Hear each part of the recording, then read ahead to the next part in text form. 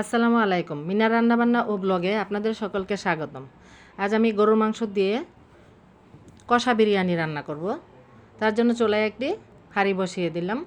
তাতে দিয়ে দিলাম 2 কাপের মতো সরিষার তেল। এবার এতে 2 কাপ পেঁয়াজ কুচি দিয়ে পেঁয়াজ কুচিগুলোকে ভেজে নিব।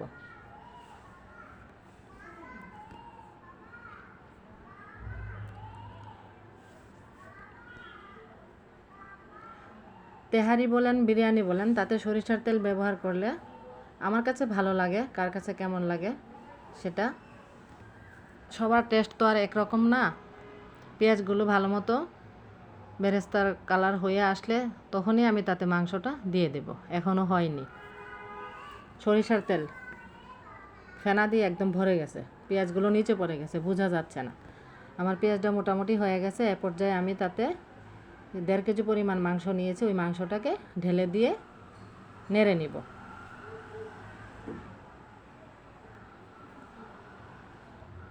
মাংসটাকে 4 থেকে 5 মিনিটের মতো ওই বেরেস্তার সাথে মিশিয়ে জাল করে নেব। মাংসের কালারটা চেঞ্জ হয়ে আসলে তাতে আমি রাঁধুনির প্যাকেট গুঁড়া মশলাটুকু দিয়ে মিশিয়ে নেব। মাংসের সাথে মশলাটা ভালো মতো মেশানো হয়ে গেলে এই যে দেখেন মাংসের কালারটাও চেঞ্জ হয়ে আসছে আর মাংসটা জমাট বাঁধা শুরু করেছে।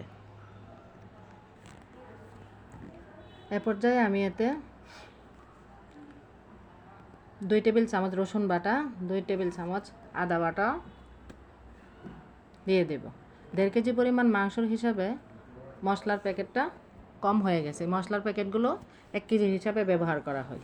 আর এতে আমি 1 টেবিল চামচ জিরার গুঁড়া, 1 টেবিল চামচ ধনে গুঁড়া ও 1 টেবিল চামচ মরিচের গুঁড়া দিয়ে দিলাম। মরিচের পরিমাণটা কম দিয়েছে কারণ আমি কিছুক্ষণ পর আবার এতে কাঁচামরিচ ব্যবহার করব। কাঁচামরিচের ফ্লেভারটা আমার কাছে খুবই ভালো লাগে। এবার মাংসর সাথে মশলাগুলোকে ভালো মতো মিশিয়ে দিতে হবে। পরিমাণ মতো লবণ দিয়ে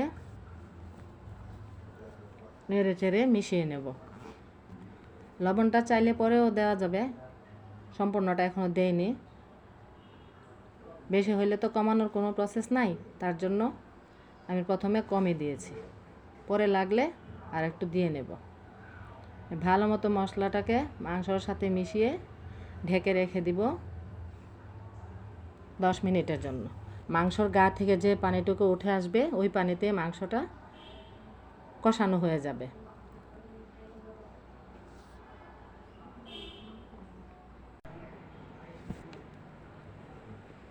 মাংসটা মোটামুটি কষানো হয়ে গেছে। এই যে মাংসর গা থেকে তেল ছেড়ে আসছে।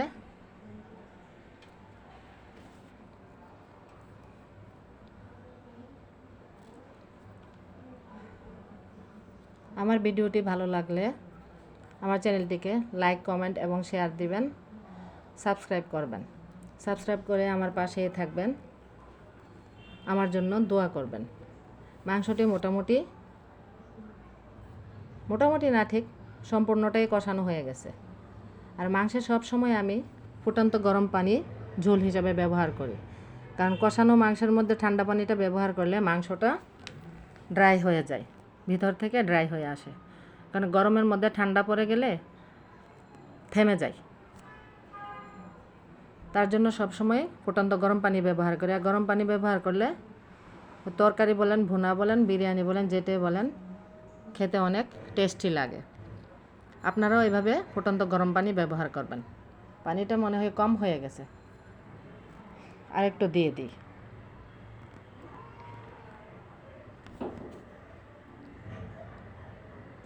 এবার একটু নাড়া দিয়ে ঢেকে রেখে দিব 10 মিনিটের জন্য। এই পানিতেই মাংসটা সম্পূর্ণ সিদ্ধ হয়ে যাবে।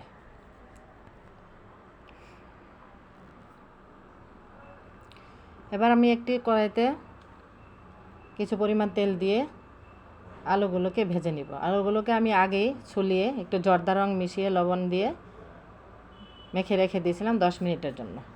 তো আলুগুলোকে লাল করে ভেজে নেব। বিরিয়ানিতে আলু ব্যবহার করলে ভাতটা খাওয়ার সময় আলু দিয়ে মেখে খেলে খুবই ভালো লাগে।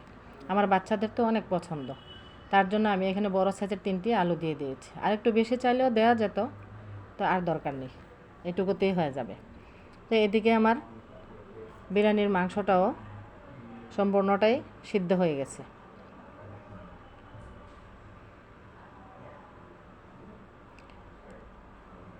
এ পর্যায়ে আলুগুলোকে দিয়ে দেওয়া যাবে, টেস্ট করে দেখি সিদ্ধ হয়েছে কি না। সিদ্ধ হয়ে গেলে আলুগুলোকে দিয়ে দেব। মনে হয় সিদ্ধ হয়ে গেছে, হ্যাঁ সিদ্ধ হয়ে গেছে। এবার ভেজে রাখা আলুগুলো দিয়ে দিলাম।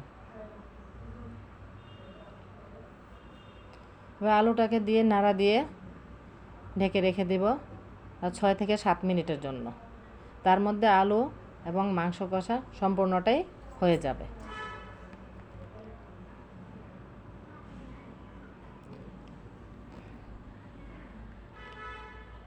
এ পর্যায়ে কিছু পরিমাণ কাঁচামরিচ ব্যবহার করব, সেই মরিচটাকে এখন দিয়ে দিলাম যাতে কাঁচা ফ্লেভারটা মাংসের সাথে মিশে যায়। আমার কাছে কাঁচামরিচের ফ্লেভার খুবই ভালো লাগে, তার জন্য মরিচটাকে আমি পরে ব্যবহার করেছি।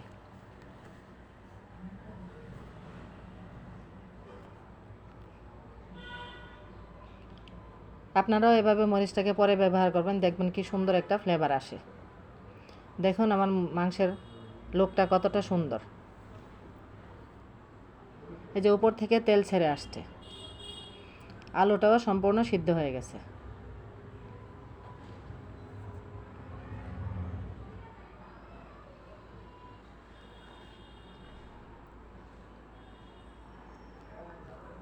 এবার মাংসটা হয়ে গেছে,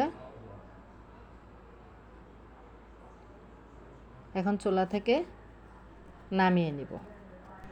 আমি এই জন্য আমার বিরিয়ানিটাকে কষা বিরিয়ানি বলেছি, কারণ কাঁচা মাংস নিচে দিয়ে দম দিয়ে রান্না করলে হয় কাচ্চি, আর পাক্কি বিরিয়ানি হলে মাংস কষায়া নিচে দিয়ে দিলে হয় পাক্কি। আর আমি কষিয়ে মাংসটাকে পরে দিয়েছি, তার জন্য আমার এটা কষা বিরিয়ানি। তো এদিকে একটা চুলায় হাঁড়ি বসিয়ে দিয়ে তাতে 4 পট চালের জন্য আমি 6 পট পানি ব্যবহার করেছি, তার মধ্যে 1 মগ দুধ ব্যবহার করেছি।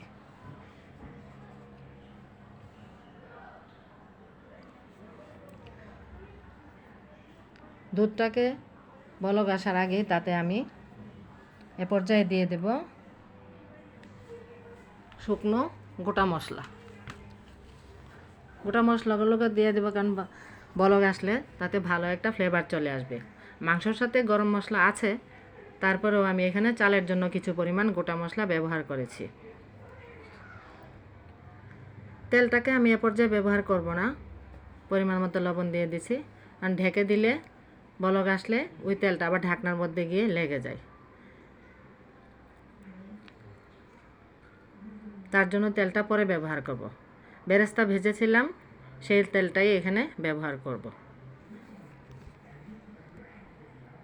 কষা বিরিয়ানি সেটা আমার নিজের নাম দেওয়া। এবার আমি এটাকে ঢেকে রেখে দেব, বলক আসা পর্যন্ত অপেক্ষা করব। গ্যাস কম, তার জন্য সময় লাগবে বলক আসতে। বলক এসে গেছে। এ পর্যায়ে আমি বেরেস্তা ভাজার তেলটাকে ব্যবহার করব। যে 1/2 কাপের মতো তেল দিয়ে দিলাম। মাংসের মধ্যে তেল আছে, তারপরেও এখানে অল্প একটু তেল দিয়েছে যাতে রাইসটা ঝরঝরে থাকে। তেলটা না ব্যবহার করলে আঠা লেগে যায়। এবার নাড়া দিয়ে তাতে আমি চালটাকে আগেই ধুয়ে পানি ঝরিয়ে রেখেছিলাম, সেই চালটা এখন দিয়ে দিলাম। চালটা দিয়ে নাড়া দিয়ে ঢেকে দিব।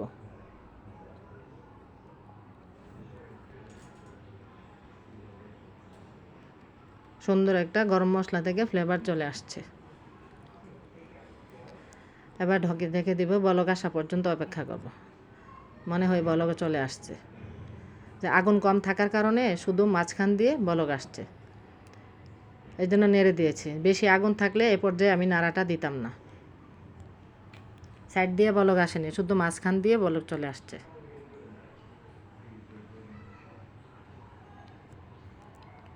এবার তাতে কষা মাংসগুলো উপর থেকে দিয়ে দেব, দিয়ে হালকা হাতে উপর দিয়ে মাংসটাকে ছড়িয়ে দিব। চাপ দেওয়া যাবে না, চাপ দিলে চালগুলো আঠা লেগে যাবে। এবার ঢেকে রেখে দেব 10 মিনিটের জন্য। 10 মিনিট পর চলে আসলাম। এবার হালকা করে নেড়ে দিয়ে মাংসটাকে রাইসের সাথে মিশিয়ে দেব। যে দেখুন রাইসটা কতটা সুন্দর ঝরঝরে হয়েছে।